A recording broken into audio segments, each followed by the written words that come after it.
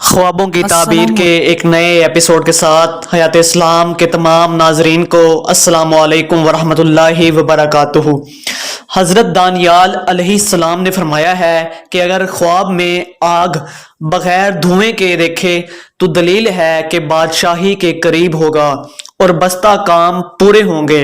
اور اگر دیکھے کہ اس کو کسی نے آگ میں گرا کر جلا دیا ہے تو دلیل ہے کہ بادشاہ اس پر ظلم کرے گا لیکن جلدی خلاصی پائے گا اور بشارت اور نیکی پائے گا۔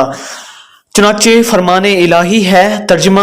ہم نے حکم دیا کہ اے آگ سرد ہو جا اور ابراہیم علیہ السلام پر سلامتی ہو جا۔ اگر خواب میں دیکھے کہ آگ نے اس کو جلایا نہیں ہے تو دلیل ہے کہ کراہت کے ساتھ سفر کرے گا، اور اگر آگ کو بھڑکتا ہوا دیکھے تو دلیل ہے کہ تپ سے بیمار ہوگا، اور اگر دیکھے کہ آگ نے اس کا جسم جلا دیا ہے دلیل ہے کہ جلن کے مطابق اس کو رنج و نقصان پہنچے گا، اور اگر کوئی دیکھے کہ اس کے گھر میں آگ پڑی ہے اور اس کے سارے جسم کو جلا دیا ہے اور بھڑکتی ہے اور اس کے دل میں اس سے خوف اور دہشت نہیں آئی ہے تو دلیل ہے کہ اس کو محنت اور مصیبت کے سبب بیماری اور ضعف آئے گا،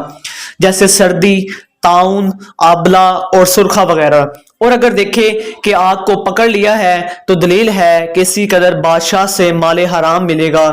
اگر دیکھے کہ آگ دھویں دار ہے تو دلیل ہے کہ اس کو مال حرام، محنت اور رنج سے ملے گا اور بہت سا جھگڑا دیکھے گا۔ اگر دیکھے کہ اس کو آگ سے گرمی اور تپش پہنچی ہے تو دلیل ہے کہ کوئی شخص اس کی غیبت کرتا ہے۔